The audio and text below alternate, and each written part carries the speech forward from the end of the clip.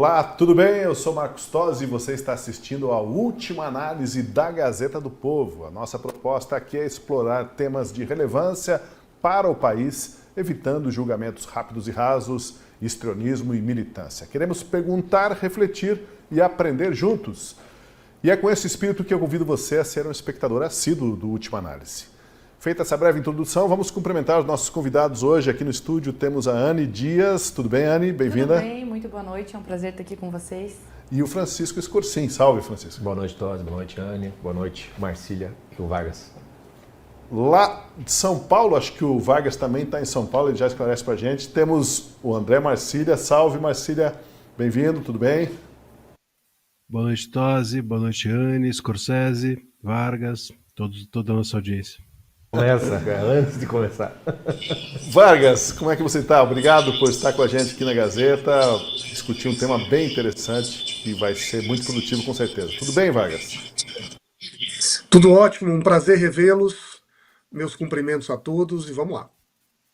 Então vamos lá. Hoje vamos fazer uma costura aí por temas que passam pela viagem do Lula à Rússia, as gafes da Janja na China e até o novo mapa mundi do IBGE de cabeça para baixo. Em comum, essas coisas todas apontam um alinhamento cada vez maior do governo brasileiro ao chamado Sul Global. Mas o que é esse Sul Global? O termo surgiu na ONU para substituir o conceito de terceiro mundo que ensinavam na escola. Ou seja, apesar da palavra Sul, o conceito não é meramente geográfico, mas envolve questões relacionadas ao desenvolvimento econômico, à desigualdade e o histórico de colonização. Mudaram apenas as nomenclaturas ou mudou também a correlação de forças, a geopolítica? O Brasil precisa mesmo escolher entre o Sul Global e o Ocidente? Seria esse Sul Global a oportunidade de o nosso país ter papel de líder entre as nações, como pretende de forma quase obstinada o presidente Lula? Olha, como se vê, a conversa vai render. E eu começo perguntando aos nossos comentaristas, vou começar com o Daniel Vargas, que é especialista em geopolítica. Vargas, o Sul Global é nosso futuro ou estamos diante de uma aposta arriscada de um governo de esquerda? Tem gente dizendo até que o Sul Global seria uma roupagem para a velha utopia da Internacional Comunista. Como você começa abordando esse conceito do Sul Global e o que ele representa? Eu creio que você mandou essa bola para mim, Tosi, porque eu tive aqui um corte na transmissão e não ouvi toda a pergunta. É comigo mesmo, né? Contigo. Vamos lá. Então, aproveitando que eu perdi alguns segundos, me deixa colocar aqui o que talvez seja um mapa dessa discussão. Eu creio que a gente está vivendo uma fase de transição análoga àquela que o mundo passou em 1945. Antes disso, no século XIX, no século XX, a gente tinha o que se chamava de uma era dos impérios, em que um conjunto muito limitado de grandes potências, em particular na Europa, como a França, o Reino Unido, a Holanda, entre outros países, tinham esse poder de controlar as regras do jogo econômico e moral do planeta. Assim estabeleceram um regime que prevaleceu até o final da Segunda Guerra Mundial. Houve, então, uma crise financeira e militar dessas grandes potências, o que abriu espaço para um novo momento que nós poderíamos chamar de uma era das independências. Então, no período de 20 anos, de 1945 a 1970, um pouco mais do que isso, 80 países, mais ou menos, se tornaram independentes e soberanos do mundo. Se a gente for pensar que hoje a gente tem algo em torno de 190 países, praticamente metade do mundo independente, como a gente conhece hoje, nasceu em um período de 2 ou 3 décadas e não faz muito tempo isso. Na Ásia, para dar um exemplo, a Índia, o Paquistão, a Indonésia, que podem ser países, no futuro, líderes de crescimento populacional e econômico, não eram sequer independentes há menos de um século atrás. 50 países na África se tornaram independentes e por aí vai. Mas o que aconteceu nesse momento é que as condições do jogo econômico e político no mundo também se alteraram. Nasceu a ONU e os Estados Unidos e a Rússia foram os grandes atores que impulsionaram essa independência desse novo mundo, como uma forma de afirmar também a sua autoridade e soberania diante da nova economia e da nova realidade global. Por que eu faço essa breve introdução? Porque eu creio que a gente está vivendo hoje uma espécie de crise desse período. Mas, ao mesmo tempo, as categorias do debate, os critérios da manifestação do próprio país nesse jogo parecem muito influenciados por essa época que já passou. Então a gente olha para o mundo como se a nossa luta fosse uma luta por soberania, independência, sem ter conteúdo, contudo, projeto, valor, ideia do que isso significa. É como se fosse um projeto de resistência difuso contra os ricos, contra os desenvolvidos. E nós agora vamos inventar categorias que nos posicionem na posição de um rebelde contra o outro, mas sem nunca oferecer um projeto alternativo de construção, que fundamente, que expresse os nossos valores, as nossas ideias e a nossa convicção na realidade brasileira e tudo aquilo que ela pode ser no futuro. Eu deixo aqui essa breve introdução e logo em seguida a gente volta para a conversa. Tá certo, Vargas citou um pouco aí a evolução histórica desse conceito, né? E tem essa questão, Marcília, começo contigo também, de estar se debatendo muito o nós contra eles também na arena internacional, né?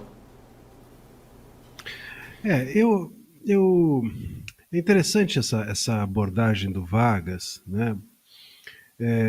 Porque essa ideia de que nós retornamos, né? Ou como se nós estivéssemos reestabelecendo parâmetros.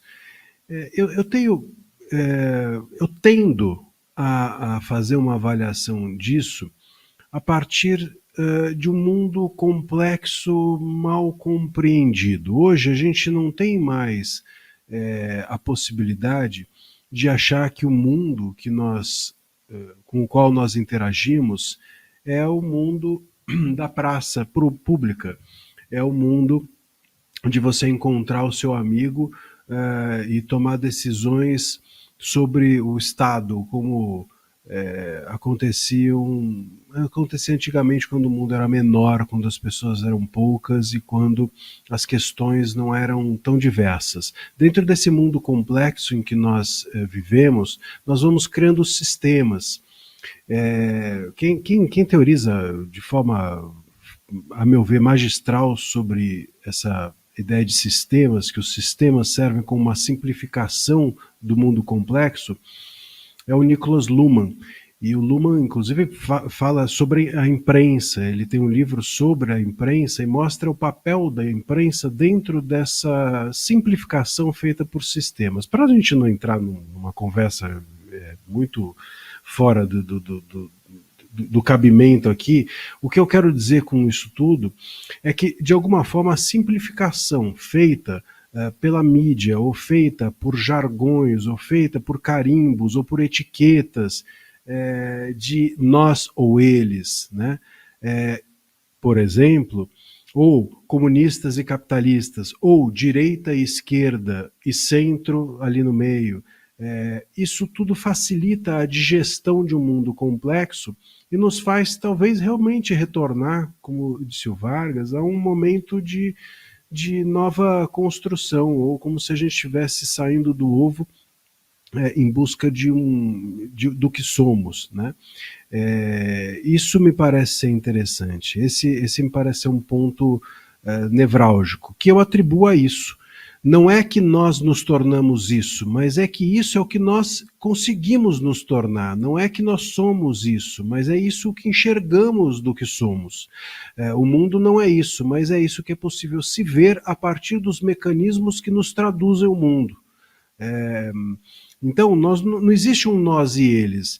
É muito comum, por exemplo, você sentar com quem acha que somos nós ou com quem acha que somos eles, você sentar e bater um papo, você vê que a pessoa é muito mais do que aquilo.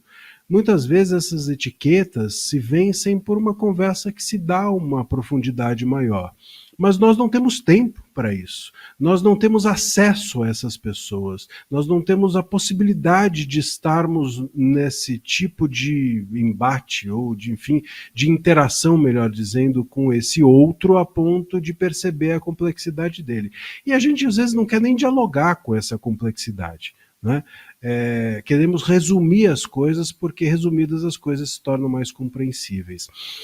Então, eu acho que essa talvez, a mim, é uma linha que interessa mais, ou que eu me sinto, eu acolho mais esse tipo de reflexão. Não é que viramos isso, mas é isso que enxergamos ou que é possível enxergar do que viramos. E aí a gente lida com o que vemos e não com o que somos. Bom, agora vamos aqui ao estúdio Scorsin, Anne. Vamos deixar a Anne abrir o comentário aqui no estúdio, né, Anne? Claro, foi muito boa a introdução dos nossos comentaristas que não estão presencialmente. E aí eu queria trazer um pouco mais para o dia a dia, né? A nossa realidade. A gente está vendo hoje um momento em que a nossa diplomacia ela tem se posicionado de diversas maneiras, algumas simbólicas, algumas não tão simbólicas e mais estruturais, com uma aliança política para países que são realmente o que eles costumam chamar esse sul global, né? Que é basicamente deixar um nome mais bonito, o terceiro mundo. Então trazer esses países que sempre foram tratados como terceiro mundo para um sul global. A gente viu, por exemplo, a questão do mapa invertido, isso também é uma simbolização de trazer mais protagonismo para o sul, a gente vai discutir um pouco mais isso ainda hoje. A gente vê o Lula indo para a China, claro, ele vai discutir economia, a China é nosso maior parceiro comercial, mas vai além da economia. A gente vê essas questões de liberdade de expressão também sendo discutidas, a gente vê os acordos com o Irã, acordo com Venezuela, então isso mostra um perfil de política internacional que está tentando negar as grandes potências, que Estados Unidos e Europa, por exemplo, eles não querem mais se aproximar de países que sempre foram tão importantes para o Brasil e são economicamente mais desenvolvidos. É uma estratégia política que nos associa com esse eixo ditatorial, né? E aí eles chamam de sul global, eles tentam trazer uma narrativa diferenciada para mostrar que não é um grande problema, para mostrar que está tudo ok a nossa diplomacia seguir dessa maneira. Mas acho que aí a gente vai conversar isso um pouquinho mais para frente. Isso traz impactos para a nossa democracia, isso prejudica a maneira como a gente lida com as coisas aqui e também prejudica a nossa relação com os países que eles estão tentando negar, como os Estados Unidos, por exemplo, e a Europa, que são as potências que estão para fora desse eixo sul global, aí do sul global, e, enfim, não fazem parte dessa nova construção diplomática que está sendo formada agora. Eu acho que gostei da premissa que o Vargas colocou, porque era uma pergunta que eu ia até fazer para ele se faria sentido, exatamente mais ou menos o que ele já disse. Porque a pergunta era sobre o nosso futuro, é o Sul, né? E a sensação, pelo menos, que se tem, ou essa impressão, é que a ordem mundial que nasceu depois da Segunda Guerra Mundial, ela já vem se esgotando há algum tempo, né? E com a entrada em cena do Trump de uma maneira muito disruptiva em vários sentidos, né? Literalmente a dimensão de futuro ela está completamente em aberto. Me parece que um momento completamente em aberto. Então, uma coisa é podemos pensar o que o governo brasileiro quer com isso, o que os países que fazem parte desse chamado sul global gostariam que acontecesse, um projeto que eles têm, né? Mas me parece que a forma como as coisas estão se dando não dá nem para garantir que sul global vai existir daqui 3, 4, 5 meses, né? A própria categoria de tentar requentar coisas como, por exemplo, né, terceiro mundo, países subdesenvolvidos, até isso eu acho que a coisa vai se modificar em alguma medida. Então, na verdade, não sei se o nosso futuro está no sul global. Eu não sei nem se o sul global está no futuro do mundo daqui a alguns meses. Nós estamos num tempo completamente disruptivo no primeiro momento e que, obviamente, causa muita insegurança. E também traz, acho que isso que a Ana está falando, quer dizer, traz um cheiro de naftalina tão grande para esse movimento do Lula indo para a Rússia. Parece um negócio tão datado em relação a tudo que está acontecendo que você vê aqui parece um circo. Interessante já essa introdução aí, a participação dos nossos convidados. Bom, existe um lugar a que nós pertencemos mesmo, em termos geopolíticos e culturais? Afinal, nós somos ocidentais ou somos sulistas globais, né? Existe nesse discurso do sul global um tanto de hostilização ao Ocidente. Mas eu pergunto para o Vargas aí, o Brasil tem o pé em duas canoas, né, Vargas? Tosi, sabe o que é curioso nessa sua pergunta? E aí me deixe voltar ao raciocínio que eu apresentei na primeira resposta. Se a gente for olhar boa parte dessa política diplomática do país para fora e da nossa agenda interna, ao longo das últimas 3 décadas, digamos assim, prevalecia a percepção de que existia um roteiro global de ideias e valores com os quais, em abstrato, nós concordamos, mas na prática nós discordamos sobre como isso é implementado. Então, ninguém era contra a liberdade, mas a gente discorda sobre a maneira como a liberdade é interpretada ou muitas vezes imposta a nós. Ninguém era contra uma globalização comercial para poder vender para fora e comprar de outros países, mas discordamos sobre as regras segundo as quais essa globalização é operacionalizada, que supostamente prejudica alguns países em relação a outros. Mas havia uma ideia de que concordamos com os ideais e discordamos sobre a maneira como esses ideais devem ser implementados. E esse era o projeto, digamos assim, que os países em desenvolvimento tinham na sua relação com o Ocidente. Concordávamos com aquilo que o Ocidente professava como o rumo do progresso, a liberdade, a democracia, os direitos humanos, o desenvolvimento econômico, a inclusão. Mas discordávamos sobre a maneira como isso era implementado nas visões que tinham lá e nós tínhamos aqui. O que está acontecendo agora, a meu ver, parece ser uma outra etapa desse processo, em que nós, com um horizonte pragmático, de que temos que nos adaptar às circunstâncias, de que o mundo está mudando e de que os nossos problemas são muito diferentes, começamos a abrir mão dos próprios valores, em nome das decisões pontuais de momento. Então, agora, o Sul global não é mais uma estrutura determinada a implementar um conjunto de ideais que nós atribuímos à tradição ocidental. Ele é uma tentativa de resistir a esse projeto e oferecer algo que não está claro, porque quando nós olhamos quem é que está desse lado, a gente percebe que tem muitas coisas que não são necessariamente um conjunto de ideais de liberdade, de direitos humanos ou de democracia. Então, eu acho que o primeiro problema aqui é que a gente migrou de um momento em que concordávamos sobre os ideais e discordávamos sobre a prática, e agora a gente sequer nos reconhece como grupos que compartilhamos um conjunto de ideais e que estão dispostos a trabalhar por eles. Por que eu digo isso? Me permita concluir.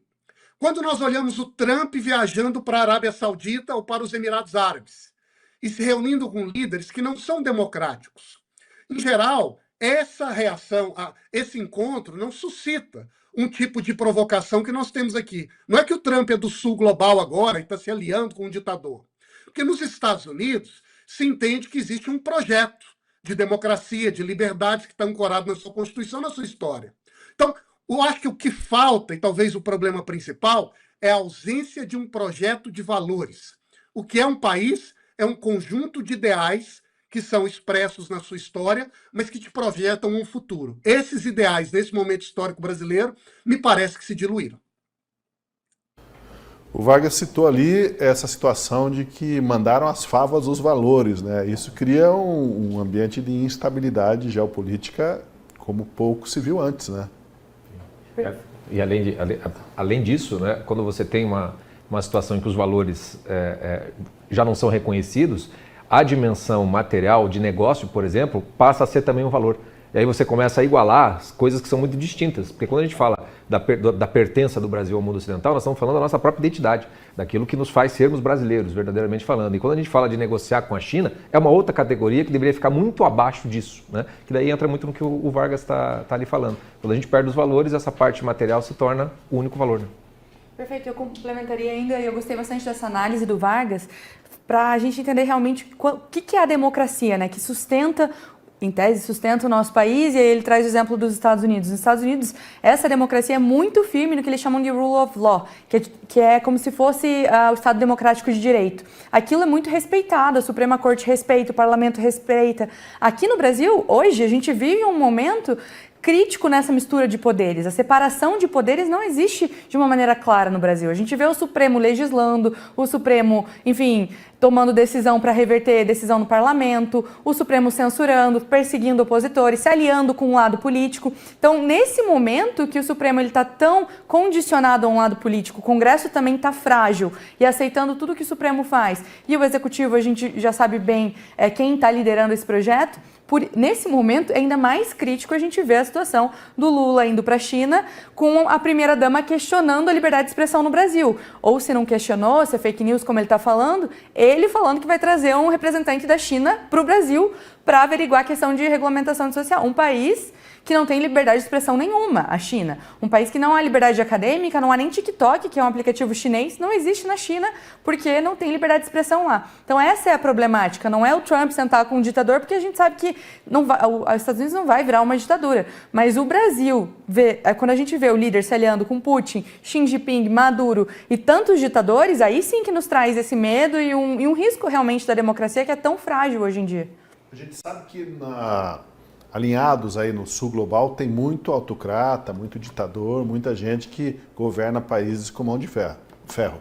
Então, Marcília, de certa forma, o nosso Supremo aqui já se sul-globalizou há algum tempo também, né? Está alinhado com um tanto dessas características do sul global, para além da economia. Desculpe. Estou saindo de uma gripe. Eu entro em gripes pela garganta e saio pela garganta. É sempre o início e o fim. Mas o ponto aqui, se a gente está falando de valores, né? O Brasil não tem valores. Esse me parece ser o ponto que me pega sempre. Eu sempre digo, o Brasil, um dos grandes problemas de nós tratarmos, por exemplo, de liberdade de expressão, a Anne mencionou o tema, por isso eu trago aqui, o grande problema de tratarmos aqui de liberdade de expressão é que a gente não tem valores. Liberdade de expressão é um valor. É um valor. E por que tem de ser um valor? Porque senão eu vou defender a minha liberdade de expressão e não a do outro. Quando eu defendo a minha, é interesse. Quando eu defendo a de todos, é um valor. E esse é o ponto. Nós aqui não temos valores, a gente aqui defende interesses. A gente defende aqui a minha ideologia, a minha liberdade de expressão. A gente usa esses valores para... por isso que eu falei da questão da complexidade. Nós reduzimos a complexidade aqui e etiquetamos as coisas para facilitar a digestão nossa e de quem quer o voto do outro. Então, eu chamo de democracia, a minha visão de democracia. A minha visão de algo nunca pode ser democracia. Eu chamo de liberdade de expressão o meu direito a falar, mas o direito do outro eu não chamo de liberdade de expressão, eu chamo de agressão. Então, eu não posso dizer que eu desejo a liberdade de expressão. A gente aqui não defende valores. Eu sequer acredito que nós aqui defendamos ideologias. Se você sentar com alguém, muitas vezes, uma pessoa de direita, e perguntar o que é direita, a pessoa não sabe. O que é direita? Aliás, é um bom tema para a gente em algum momento discutir. O que é direita? Se a gente ontem aqui fez um programa sobre candidatos de direita. Por que aqueles candidatos são de direita? Se a gente for a fundo, talvez ali haja uma hesitação. Talvez o público não vote neles porque eles são de direita e talvez eles não sejam de direita pelo que eles acreditam ser a direita. O que é a direita? É no comportamento? É liberal na economia? É um liberal clássico? O que é? Então, a gente está aqui, por isso que é o ponto. A gente defende valores ideológicos? Acredito que não. Pouquíssimas pessoas. Valores relacionados à democracia e liberdades? Não. Então, eu acho que o ponto nem é que a gente compartilhe ou não valores. É que aqui no Brasil a gente sequer interage ou dialoga com valores. A gente está em outra frequência. É como se um tivesse lá fora com uma rádio numa frequência, a gente aqui em outra, falando que é a mesma frequência. Não é. Quando a gente fala de liberdade de expressão no Brasil, a gente não está falando de um valor. Quando a gente fala de democracia, é a mesma coisa. O que é democracia? Esses ministros vivem o dia inteiro falando de democracia. Senta com eles. Assim, uma pergunta que um jornalista pode fazer e que vai ser constrangedor, com certeza, é pegar para um desses ministros e perguntar o que é democracia. Eles não sabem dizer. Por quê? Porque eles dialogam com a visão pessoal e subjetiva deles do que seria a democracia. Então, esse é o grande ponto. A gente se filia ao sul global, a gente não se filia a nada. A gente aqui não defende valores. Se a gente não sabe, não conhece, não se aprofunda nos valores, como é que a gente pode se filiar a qualquer coisa? A gente aqui reduz a complexidade para ganhar eleição e ganhar voto fácil dizendo eu sou isso, e você se identifica com isso que eu sou. Ponto. É uma coisa pessoal, uma identificação tete a tete, né, olho a olho, e não valor a valor.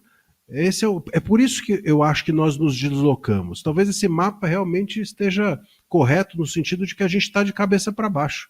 Essa eu acho que é a grande beleza desse mapa, é nos colocar de cabeça para baixo, que eu acho que é o lugar que nós estamos mesmo diante do mundo. Daqui a pouco a gente vai mostrar o mapa que, claro, você já deve ter visto, mas vamos fazer considerações a partir dessa provocação do mapa. Bom, do ponto de vista comercial, nós temos na China o nosso principal parceiro disparado. Só que ela é seguida justamente dos Estados Unidos. Nem sempre foi assim, mas seja como for, algumas décadas atrás, dizia-se que a América Latina era o continente esquecido. Eu pergunto, a China, de certa forma, tirou proveito do esquecimento do Ocidente em relação ao Brasil e seus vizinhos sul-americanos? Os Estados Unidos teriam interesse em recuperar esse terreno perdido, Vargas? Olha, que os Estados Unidos... Tivemos um problema na Percebendo que a conexão. minha imagem está travando. Só um pouquinho. Agora, estabilizou. Pode retomar, Vargas. A gente ficou sem você por um instante. Vou tentar mas outra vez. retomou. Vamos lá. Ok. Eu não tenho dúvida de que os Estados Unidos recuaram na sua participação, influência, priorização da economia, da política na América Latina. Se a gente olhar, inclusive, né, durante a própria Guerra Fria, existia essa imensa preocupação que fundamentava, inclusive, algumas ingerências políticas dos Estados Unidos nas decisões que eram tomadas aqui.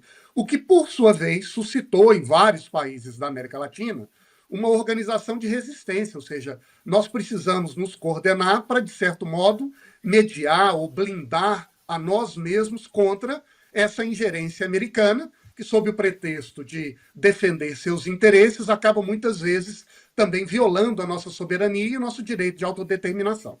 Aí, o que acontece com esse refluxo dos Estados Unidos, à medida em que ele passa a olhar para o mundo de forma difusa, né, a globalização econômica e simplesmente um jogo de interesses em que esses valores não têm mais o mesmo peso ou a mesma relevância, é que a América Latina ela fica, entre aspas, solta para poder encontrar novos parceiros e novas formas de interação. E é nesse momento em que a China entra com grande força na região, se tornando, para praticamente todos os países da América Latina, o principal parceiro comercial. E não é algo que aconteceu ao longo de um ano, mas que foi se fortalecendo ao longo de 2 décadas, e hoje criou uma situação em que o que nós temos na nossa própria região, e o Brasil, a Argentina, entre inúmeros outros países da América Latina, estão, de certo modo, divididos, em que o espírito, por assim dizer, é ocidental. Nós somos países latinos, de influência religiosa cristã, que professam valores ocidentais, mas que têm um corpo alimentado com o comércio chinês ou com países asiáticos. Eu acho que o que isso indica para nós são 2 coisas.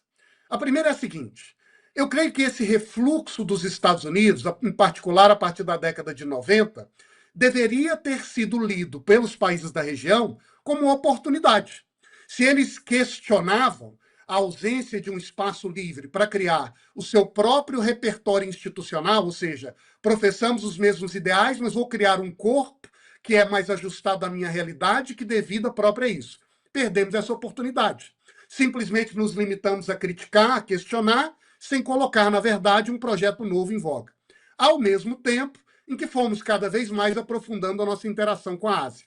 Que eu acho, aliás, Tosi, se me permita, que apenas tende a crescer. E por 2 razões predominantes. A primeira delas é que, ao longo dos próximos 20 anos, a população do planeta, que hoje é de 8 bilhões de pessoas, vai chegar a 10. Esses 10 bilhões, no entanto, vão ser adicionados de uma forma muito concentrada no mundo, e a vasta maioria deles em um conjunto limitado de países asiáticos: a Índia, o Paquistão, a Indonésia e Bangladesh. Alguns outros países na África, mas são esses países que, ao crescerem a sua população, vão também comprar mais alimento, que é a grande força da economia da nossa região. Então, eu vejo essa tendência do nosso corpo interagir cada vez mais com a Ásia e, de certo modo, com a África, apenas se expandindo. A grande questão, no entanto, é se nós seremos capazes de converter esse financiamento em uma oportunidade de colocar em marcha um projeto de democracia, de liberdade nosso. O problema é que, só para terminar, eu não vejo como algo necessariamente ruim a interação diplomática com países que professam valores diferentes. O que me parece o ponto mais frágil é nós não termos aqui em casa um projeto sólido que nos dê autonomia e autoridade para, nessa interação, influenciar em vez de ser influenciado. Na ausência disso, nós temos um medo legítimo de nos tornarmos algo que não queremos ser. Bom, a gente fez ali a abertura falando da participação americana e chinesa nas nossas exportações, né? Eu tenho dado aqui do ano passado, o Brasil exportou para a China, no ano passado, 94 bilhões de dólares e para os Estados Unidos 40,3 bilhões. São dois gigantes, a China mais do que o dobro dos Estados Unidos, mas assim, estamos lidando com parceiros importantes, né? Não sei se são tão importantes assim em relação a como conduzir as questões nacionais, as questões envolvendo nossa cultura, nossos costumes, porque a gente vai chegar lá daqui a pouco, mas a Janja foi pedir aconselhamento lá sobre como controlar uma rede social, né, como praticar censura ou intervir aqui no Brasil.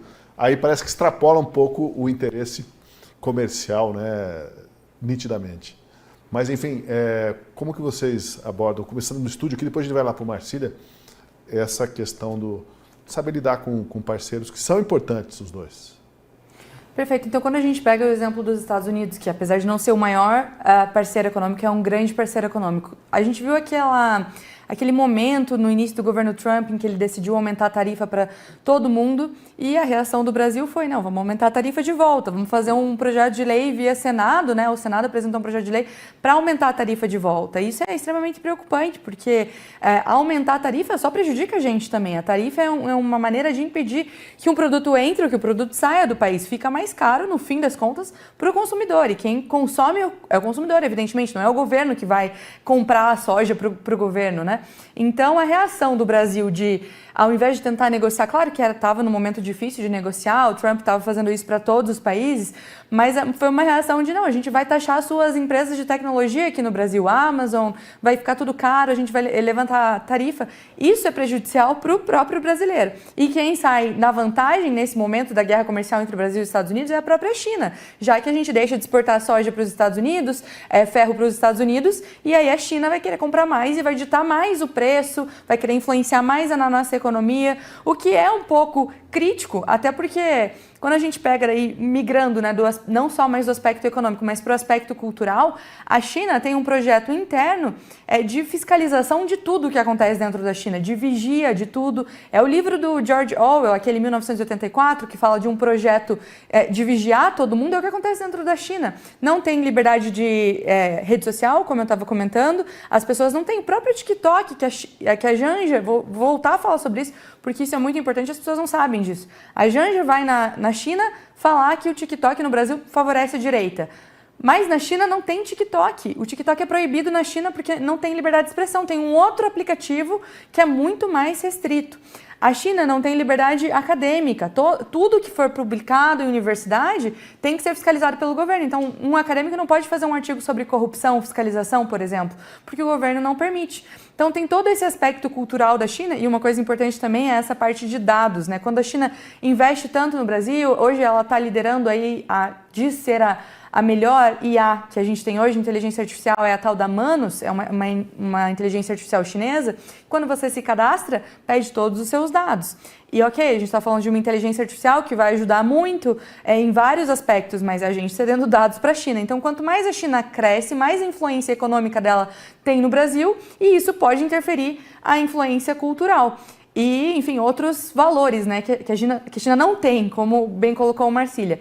E aí, quando a gente pega, por exemplo, liberdade de expressão, o problema não é só a Janja ter questionado ele, o problema é a resposta do Lula. Na defesa da Janja, ele fala que a Janja não falou isso e não sei o quê, mas que sim, ele vai trazer um representante da China para vir para o Brasil para estudar a regulamentação de rede social no Brasil. E isso é extremamente problemático, porque o Lula estava na China para discutir economia, para falar sobre o nosso principal parceiro comercial. Mas, no fim das contas, ele falou que ele vai se inspirar na não existência de liberdade de expressão na China para regulamentar a rede social no Brasil. E isso é muito problemático. Mas isso é um início. A regulamentação de rede social no Brasil Não precisa de experts chineses, já temos experts locais, né? Gente muito boa muito pior, em tentar regulamentar, tentar dizer como é que a coisa deve funcionar ou não. E agora, desculpa, atravessei aí, Chico, mas esse gancho é para o Marcília.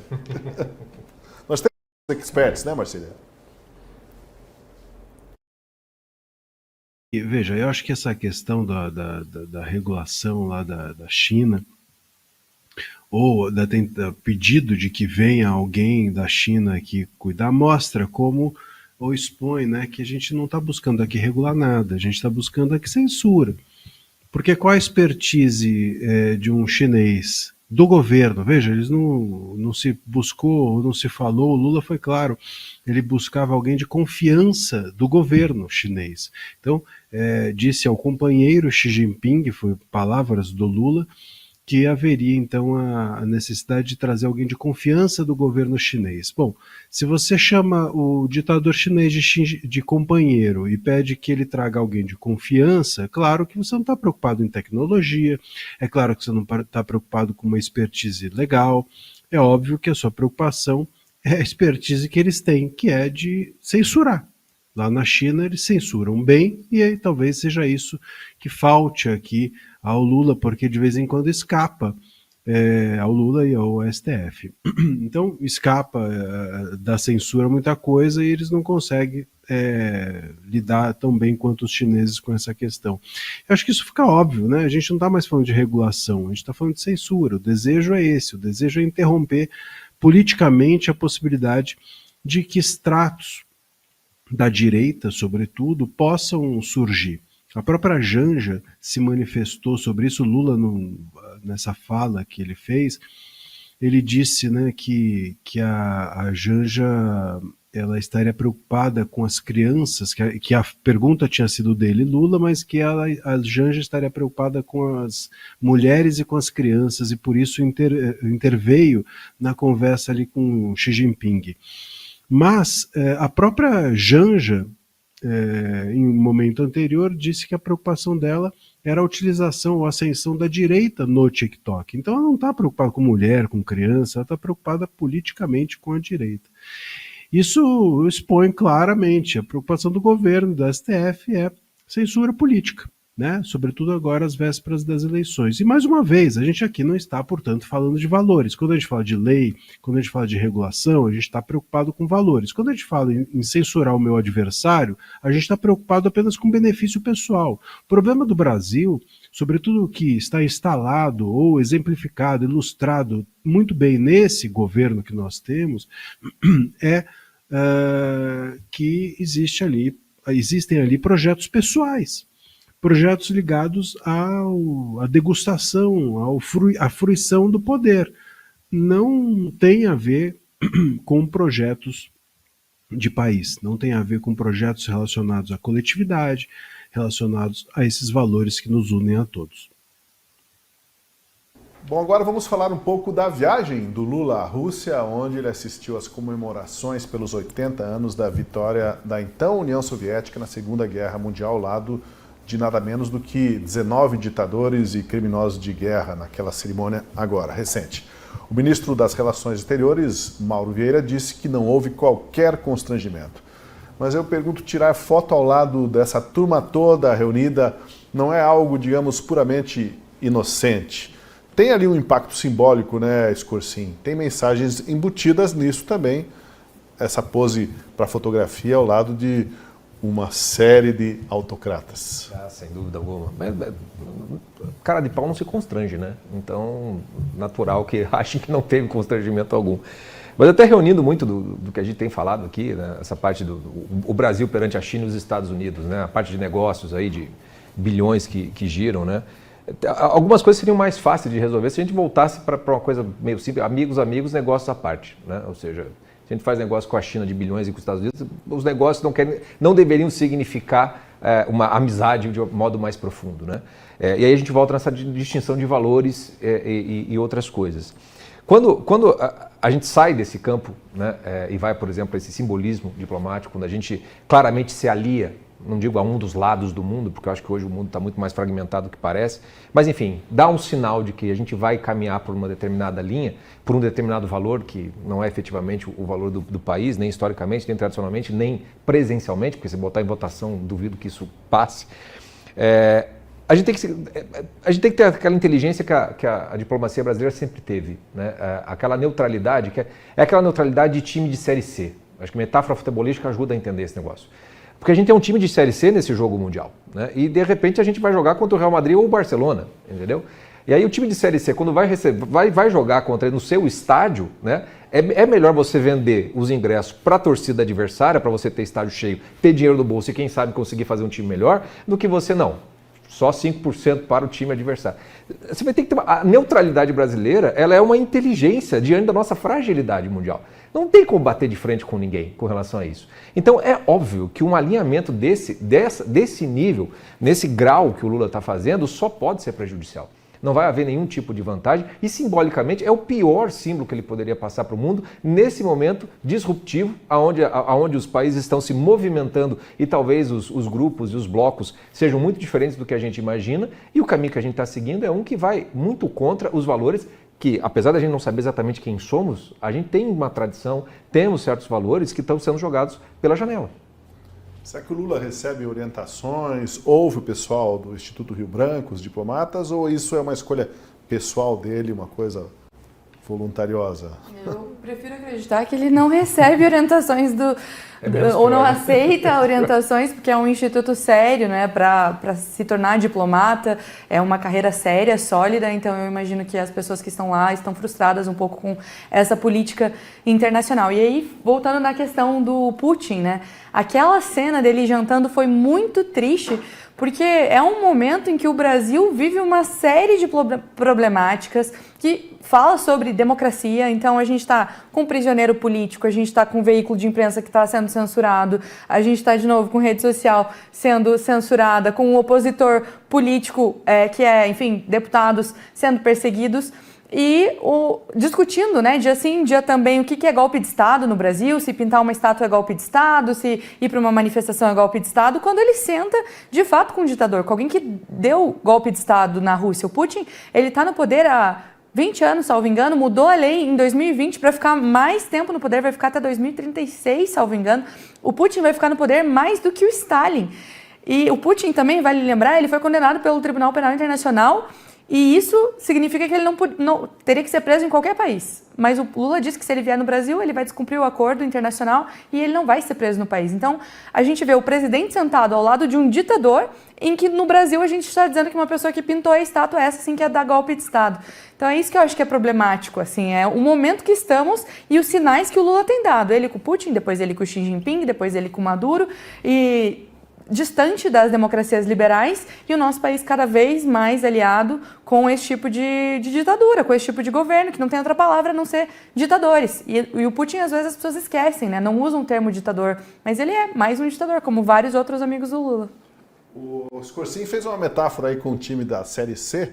Ninguém aqui vai poder entender muito, porque nós temos os nossos times aqui do Paraná na Série B, que é uma vergonha cá entre nós. E temos aqui o Marcília, líder do campeonato, Série A e tal. Não sei se o Marcília pegou o Marcília travou ali, né, a transmissão, mas ele já volta. Ele caiu para a Série B.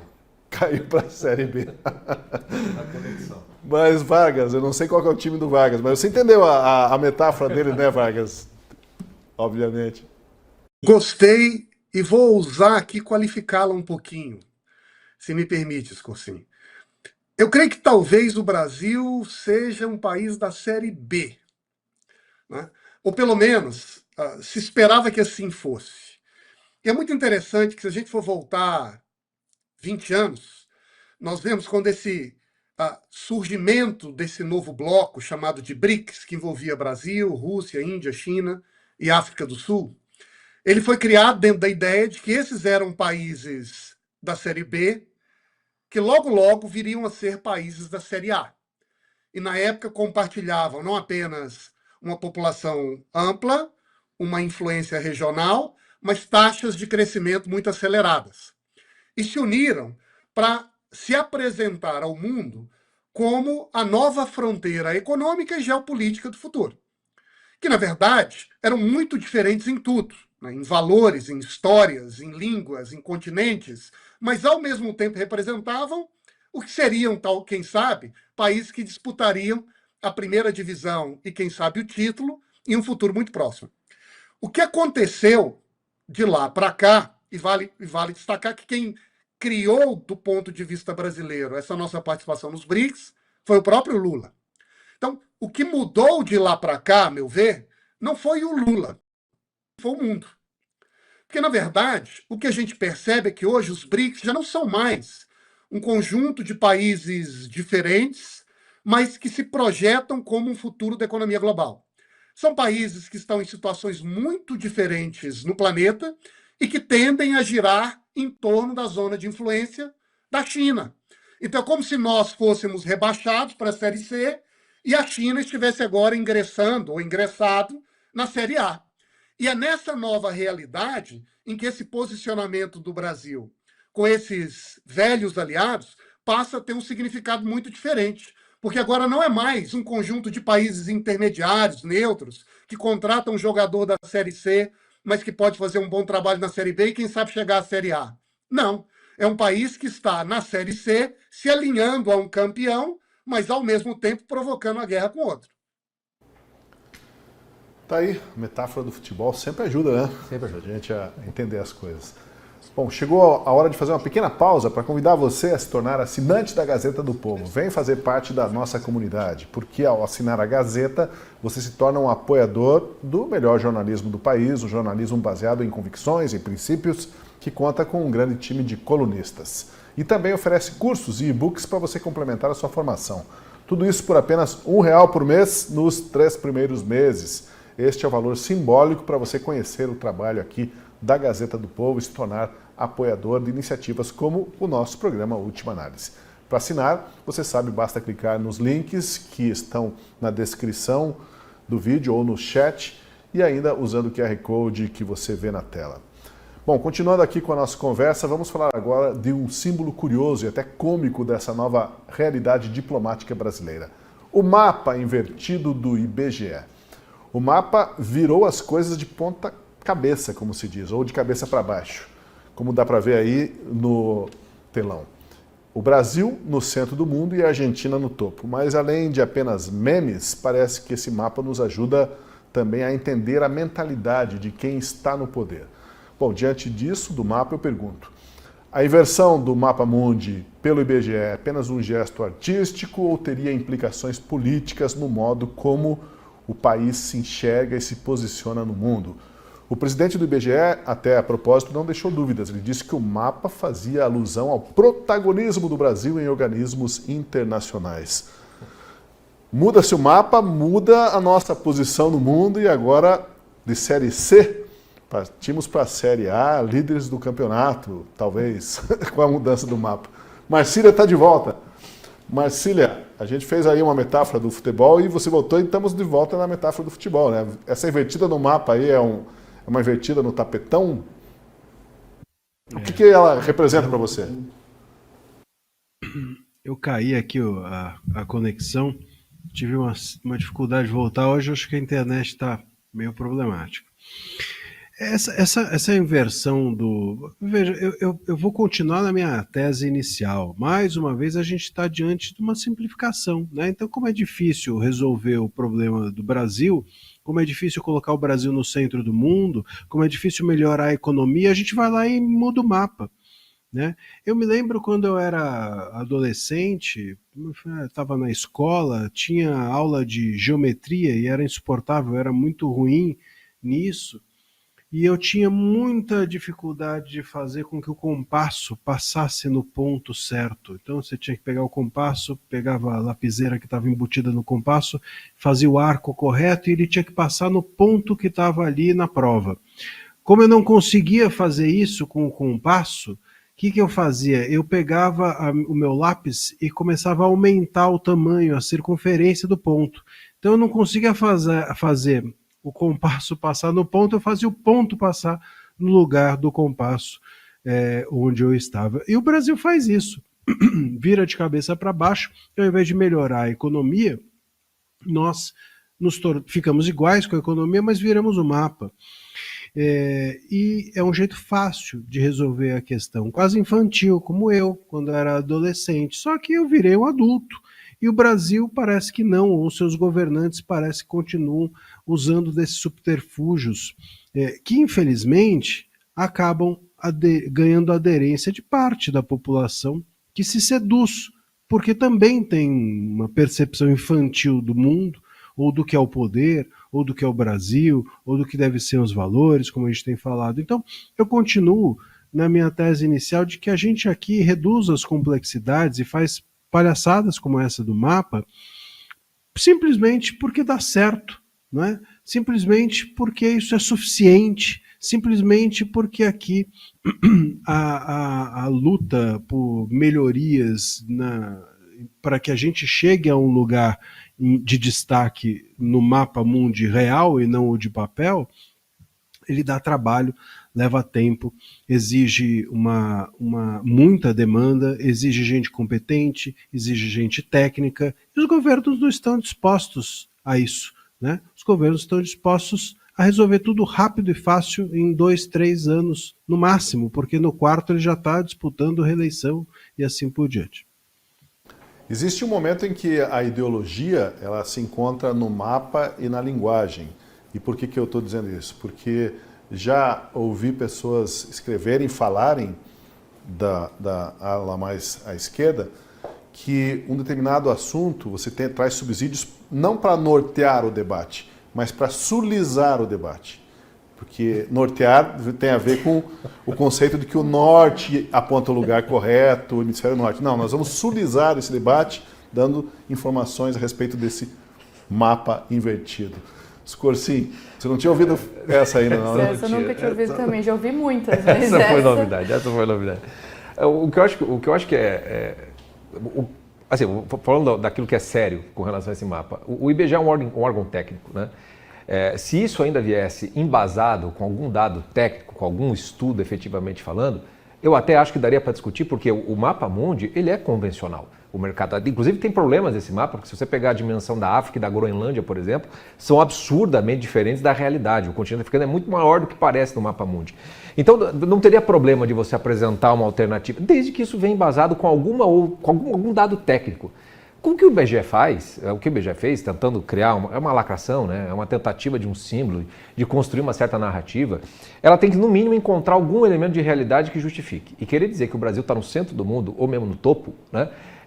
É tão fora do contexto, está tão fora da realidade, e bate, inclusive, o Lula se tornou uma piada internacional, desde que ele achou que ele ia ganhar o Prêmio Nobel da Paz, e ele está tentando ainda até hoje, mas ele se tornou completo irrelevante. Então o Brasil não tem essa relevância nem de longe. Então a coisa soa ridícula, fica aquelas coisas típicas de República Bananeira. Eu fiquei quando eu vi aquilo e a piada imediata que aquilo se tornou. Tem um videozinho, acho que dizem que é do exército boliviano, que foi fazer um exercício para fazer propaganda, e aí tem uma cena, virou GIF, acho que todo mundo já viu isso aí, que eles têm aqueles morteiros, né, que você coloca a bomba e a bomba para atingir lá, e quando você coloca faz barulho, os soldados fazem assim, e eles fazem aquilo, e quando a bomba sai, ela faz tum, e cai ali. Quando você vê um mapa desse, o efeito que eles acham que causa é mais ou menos isso. Fica uma coisa que é piada mesmo, eles sulizaram a si mesmos. Perfeito, achei um ótimo comentário. Realmente, essa questão do mapa mundi, ela vem, né, lá de 1569, salvo engano, quando estavam construindo o mapa para os navegadores. Então, ele foi construído dessa maneira por questões de ângulo, para que os navegadores acertassem o ângulo e chegassem em determinadas direções. E aí tem esses erros. Realmente, a Groenlândia parece... parece muito maior, e na verdade cabe várias Groenlândias dentro da África, que a África parece pequenininha. E aí é um problema, mas não é assim que se resolve, né? Não é só virando tudo de de cabeça para baixo e pronto, agora a gente resolveu o Brasil, a nossa inflação tá boa, a economia tá top, a gente fechou parceria com todo mundo porque o mapa tá ao contrário. Não, se for para ter alguma coisa diferente, como bem trazido, que seja algo técnico, embasado, vamos falar sobre as proporções e não só virar de cabeça para baixo, é uma piada, como tantas outras que a gente vê dia após dia aí vindo dos líderes que ocupam espaços importantes. Vamos para sulhar a conversa, vamos ouvir agora o Vargas. Sinceramente, eu acho que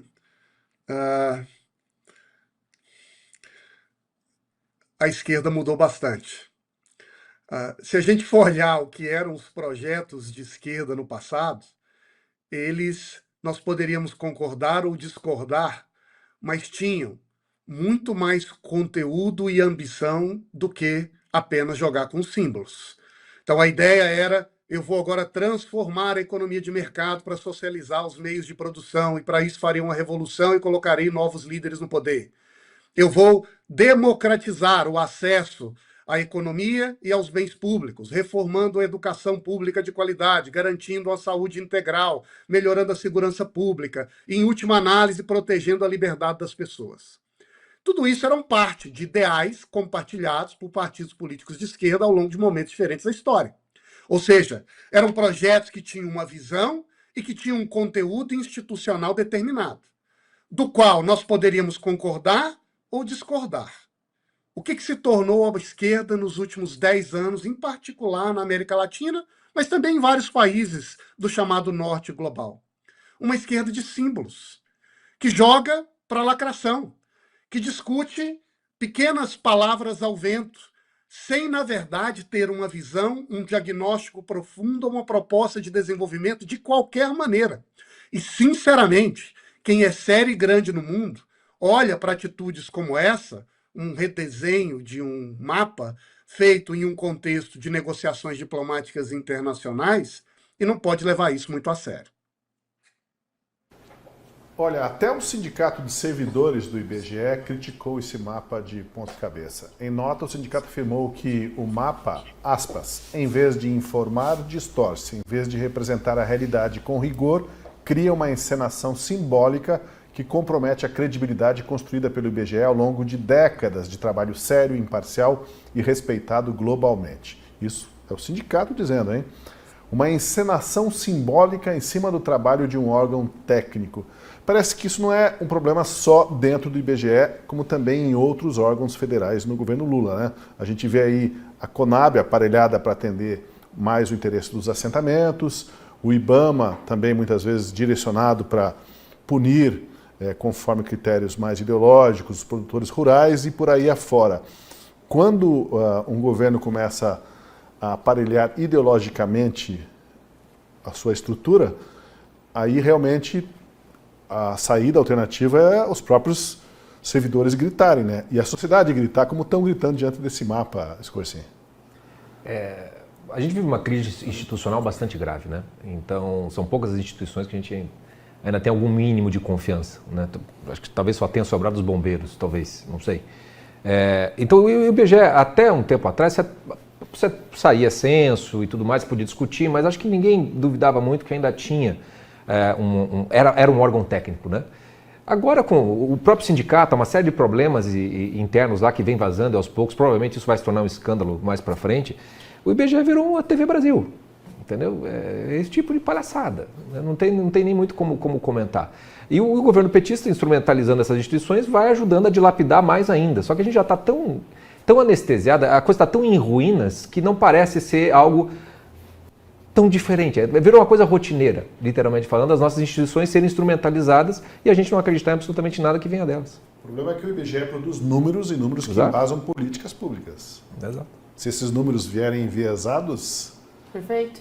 Assim como na China. Na China, os números que são produzidos pelo governo são todos enviesados. Então, se você pega a taxa de desemprego, é um número menor do que a realidade, porque há alguns estudos paralelos, alguns dados que vazam, e sempre esses números são 100% enviesados. E no Brasil, a gente vê a politização de tudo, né? Tudo é muito político, todo mundo é alguém indicado. Até recentemente, a gente discutiu aqui, na última análise, a CBF também politizada, trazendo aí um viés ideológico de novo para uma instituição séria.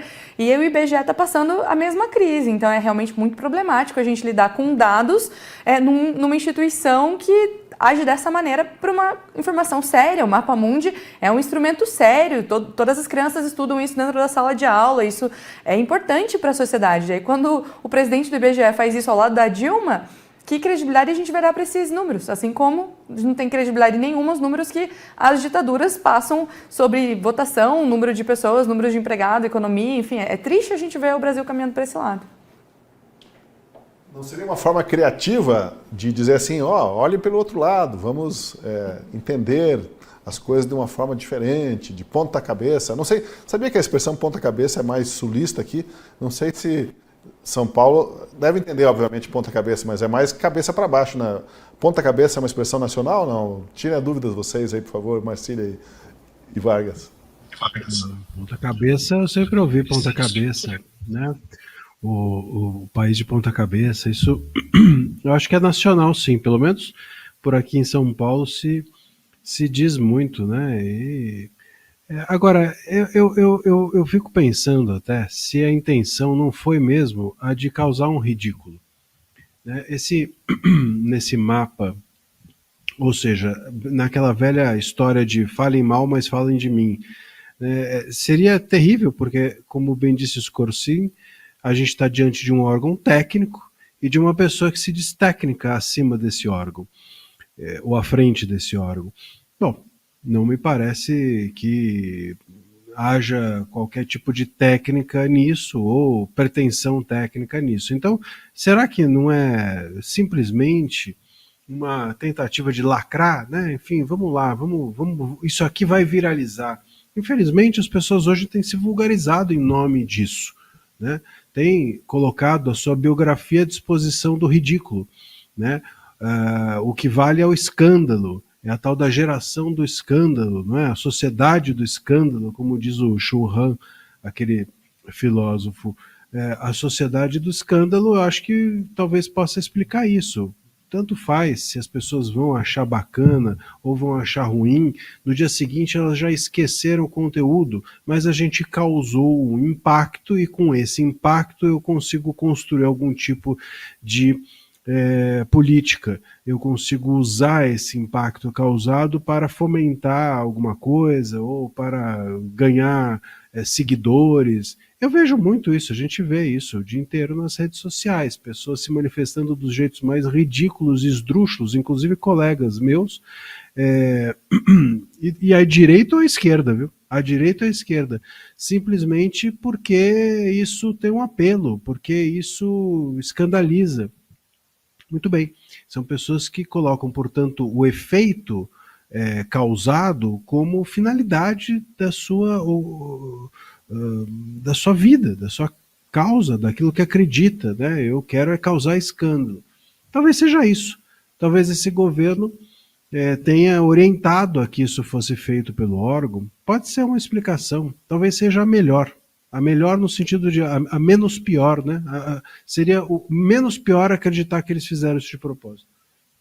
Passando para o Vargas, eu já emendo, Vargas. Será que esse mapa de cabeça para baixo tem algum mérito como ato de descolonização simbólica?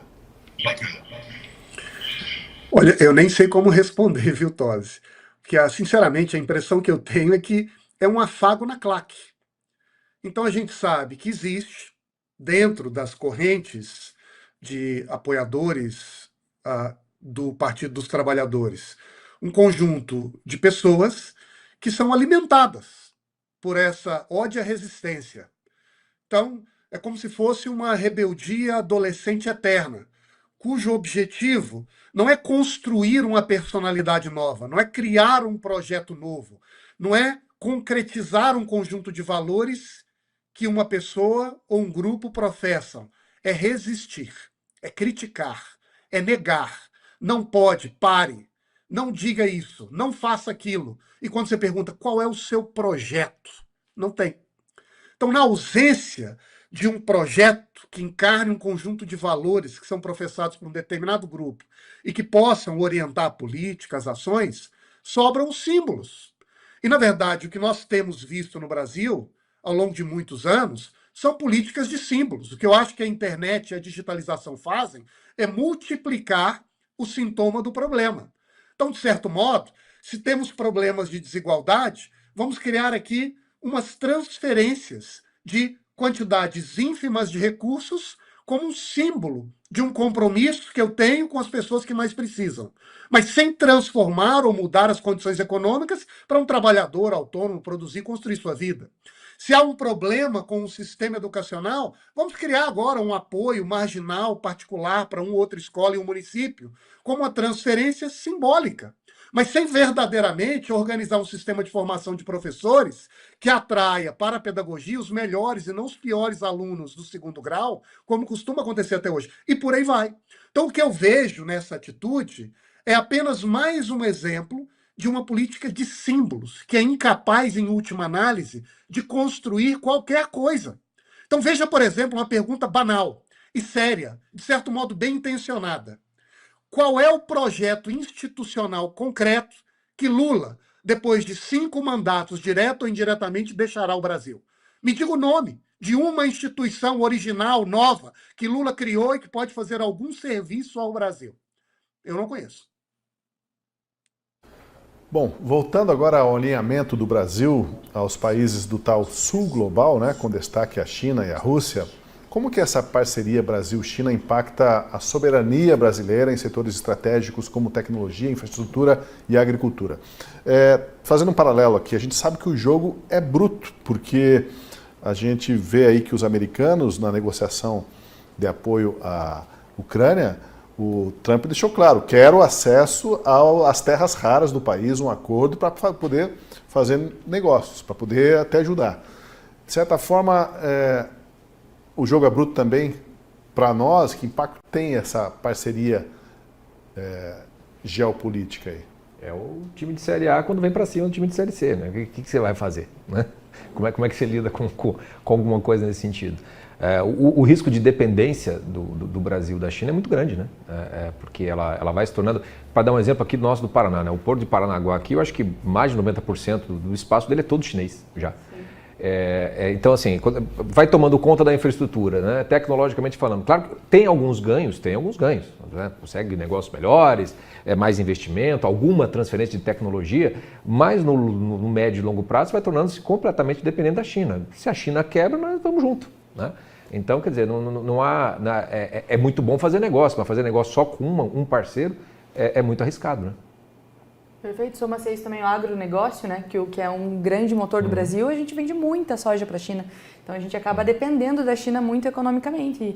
E a preocupação é o quanto que ela pode influenciar em outros aspectos fora da economia, enfim, como a gente veio discutindo. E quando a gente fala de tecnologia, eu acho que a gente está num momento bem crucial hoje em dia com essas questões de inteligência artificial. A China está se desenvolvendo muito, assim, está muito avançada. Muito à frente, né? Muito. E essa IA que eu falei para vocês, eu estava estudando ela essa semana, é fantástica, assim, fenomenal. É uma inteligência artificial que você coloca ela para ser como se fosse analista. Você consegue, enfim, fazer uma pesquisa do IBGE completa com uma inteligência artificial, pedindo para analisar todas as regiões do Brasil, se for o caso. Então, ela entrega um resultado, assim, surreal, fora do normal. A gente nunca viu nada parecido. E é uma tecnologia chinesa que pega, em contrapartida, todos os dados de quem vai usar. O que eles vão fazer com esses dados? A gente não sabe ainda. A princípio, parece que a tecnologia que ela nos oferece é mais valiosa do que os dados que a gente fornece para ela. Mas isso a gente vai conseguir descobrir a longo prazo, assim, porque essa corrida tecnológica está, assim, realmente disruptiva. É um novo momento da sociedade e a China está muito avançada nisso. Vargas? Aqui eu acho que a gente tem que ter uma certa tranquilidade, talvez, para reconhecer que o momento é um momento muito duro e que vai exigir uma habilidade política, intelectual, que será decisiva para a maneira como o Brasil vai se portar e se comportar no mundo em que as cartas do baralho estão sendo profundamente embaralhadas, profundamente alteradas. E nós não sabemos exatamente quais serão as regras do jogo que vigerão em 20 anos. E quem terá mais ou menos oportunidades e como se posicionar. Eu creio que nesse ambiente há talvez um critério de prudência. Como eu não tenho a segurança do que acontecerá amanhã, a maior inteligência estratégica seja me posicionar primeiro de uma maneira equidistante dos polos da briga, que é o que caracterizou a diplomacia brasileira ao longo do século XX e nos melhores momentos de desenvolvimento econômico do Brasil no passado. Eu também acho que uma segunda regra de prudência é de saber que, nesse ambiente, países da terceira divisão ou da Série B se dão melhor se conseguirem construir alianças regionais. Eu tenho acompanhado, aliás, o que tem acontecido na periferia da China, nos países que estão ao entorno da China e que têm uma relação de profunda dependência com o comércio e com a própria política chinesa. E a atitude de todos eles agora é de tentar se associar. E esse bloco geopolítico chamado de ASEAN, que inclui um conjunto de países como a própria Indonésia, Paquistão, Tailândia, Vietnã, entre outros, tem se apresentado como um espaço de mediação e de proteção para esses países. Talvez seria sábio para o Brasil também tentar construir circuitos de países que compartilham um conjunto de ideais ou de interesses para aguardar um pouco como essa onda no mundo vai avançar e, a partir daí, se decidir posicionar de uma maneira mais integrada e protegida. Caramba, agora fiquei preocupado, né? Porque nós precisamos ajustar e nos aproximarmos da Argentina, talvez em poucas vezes estivemos tão distantes assim do nosso grande vizinho, né? Mas o presidente IBGE nos ajudou, colocou a Argentina em cima de nós. Os argentinos vão gostar disso. Tem é isso todo dia um também. 7-1, Thales, todo dia um 7-1. Vamos lá para o Marcílio. Eu acho que a Argentina deu, na verdade, uma lição na gente, né? Vamos pegar um pouco, vamos entrar numa análise aqui mais de governo. Quem não se lembra, antes do Milei tomar posse ali na Argentina, o que foi dito sobre a Argentina? A Argentina agora está ferrada. A Argentina acabou. A Argentina vai ter um presidente de extrema direita, né? O Brasil não. O Brasil salvou a sua democracia. O Brasil está, enfim, num momento de retomada, não é assim? Agora a gente está vendo quem é quem, onde está cada um. Isso mostra, na minha visão, a diferença entre você arregaçar as mangas e fazer o seu trabalho e você ficar tentando lacrar. Como eu mencionei, eu acho que o Vargas bem disse, trabalhando com símbolos, poderíamos até dizer trabalhando com memes, porque a gente podia talvez chamar esse mapa de um meme, é uma espécie de meme, é uma geração da internet, vai lá e coloca um meme, a gente faz isso, essas são as posturas dos nossos governos, aí a gente vai lá e grava um vídeo ridículo falando do Xi Jinping, aí a Janja fala o que já falou pro Elon Musk, são símbolos realmente, ou lacrações, ou memes, linguagens curtas, cortes, toda essa linguagem de internet que eles fazem, mas não sabem fazer. Porque aí na hora de realmente ter uma estratégia por trás disso, vai lá o Nicolas, faz um vídeo que viraliza a beça e eles não conseguem nem com Sidônio, nem com Pimenta, nem com o que for. Então, a gente está num lugar de discussão sobre a forma de lidar com o país, que é da comunicação, que não é o do sentar as nádegas, né, na cadeira e trabalhar. Não é isso. A gente está num lugar que é de lacração, que é de ficar falando para a câmera. O governo não entendeu que o jornalismo fala para a câmera, né? E que o governo ele fala para o povo, e ele não fala para o povo a partir da comunicação, ele fala para o povo a partir do atendimento das necessidades básicas. E é isso, a gente teve um governo que ficou preocupado durante todo o tempo com se comunicar bem com as pessoas e não em fazer coisas, e agora a gente está colhendo aí os resultados disso.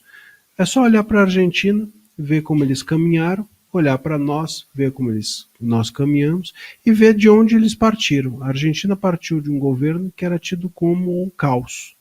E nós partimos de um lugar onde tínhamos aqui um governo que dizia que estávamos todos salvos. É só olhar para um país ou outro e ver. A gente agora não está próximo da Argentina, a gente está próximo da Venezuela, inclusive no futebol.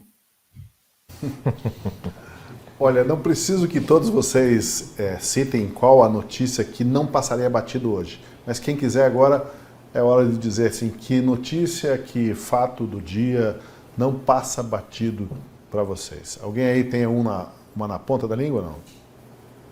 Tem. Bom, eu tenho. já estamos nas metáforas futebolísticas, o presidente da CBF foi afastado hoje, né? E o filho do José Sarney vai assumir. Projeto de país, né?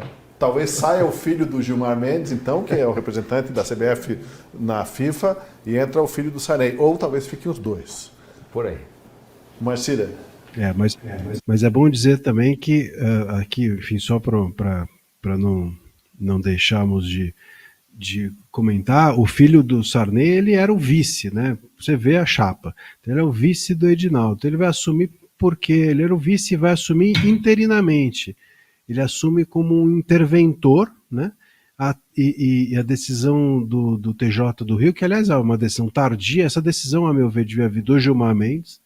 Era um caso de nulidade óbvio, portanto, se era um caso de nulidade absoluta, não precisava ficar esperando o Tribunal do Rio, poderia o próprio STF, por meio do Gilmar Mendes, ter decidido pelo afastamento do Edinaldo. Mendes não fez, jogou a bola literalmente, para o Tribunal do Rio. O Tribunal do Rio afastou e agora, pelo estatuto, eles vão fazer novas eleições, né?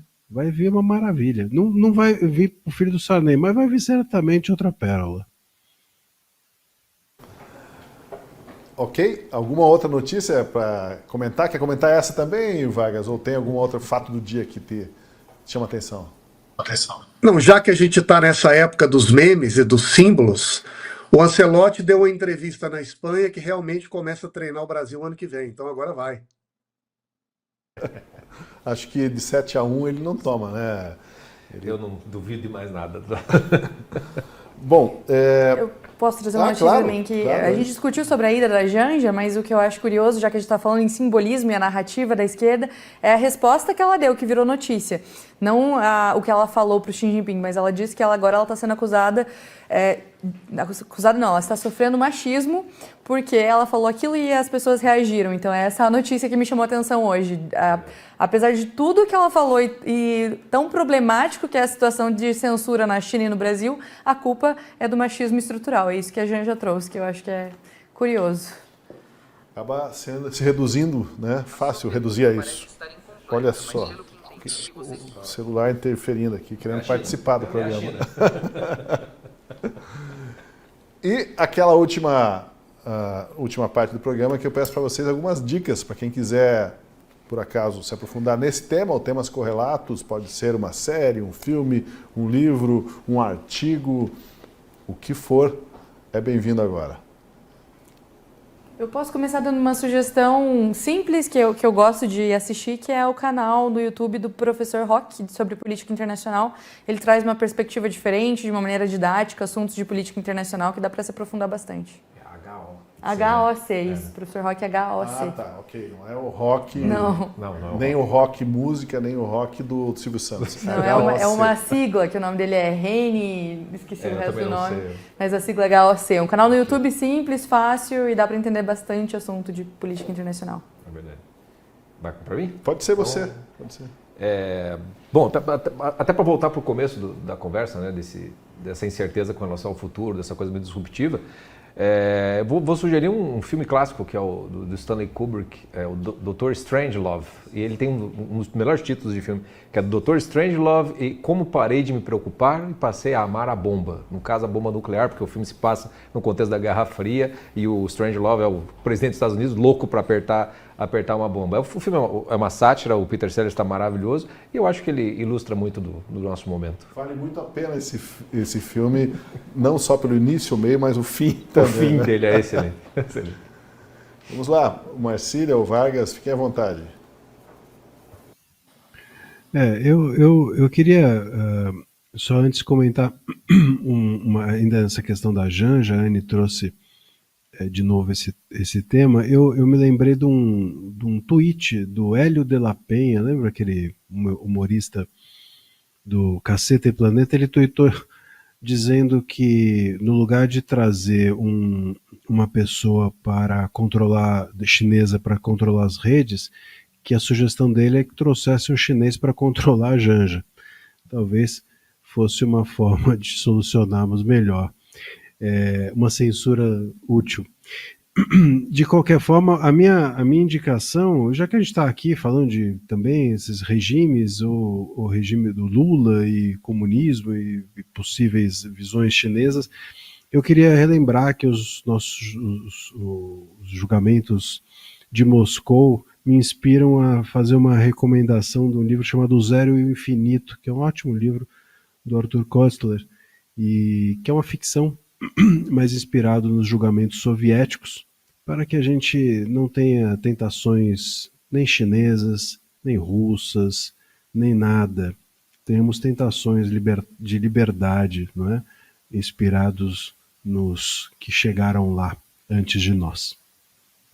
Tá anotada a dica e Vargas, contigo.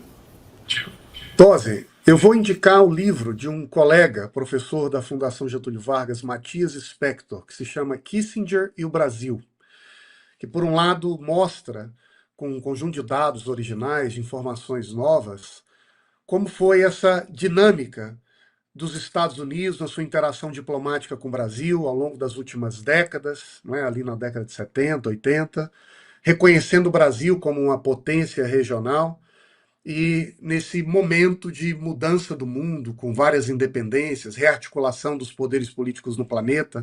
Então, para quem quiser entender um pouco as bases da diplomacia brasileira na sua relação com os Estados Unidos, ao longo do último meio século, esse livro é uma fonte muito importante para entender qual é a realidade do mundo, que tem mudado, mas, sobretudo, como é que os Estados Unidos nos enxergam. Muito bem, agradeço, portanto, as dicas, ao bate-papo bastante proveitoso, quero acreditar, e vamos voltar agora na segunda-feira, mas você pode assistir o reprise do Última Análise amanhã às 9h30 da manhã. Obrigado a todos pela conversa, foi muito produtiva, eu repito, e nos encontramos. Para você também, obrigado. Até a próxima edição do Última Análise.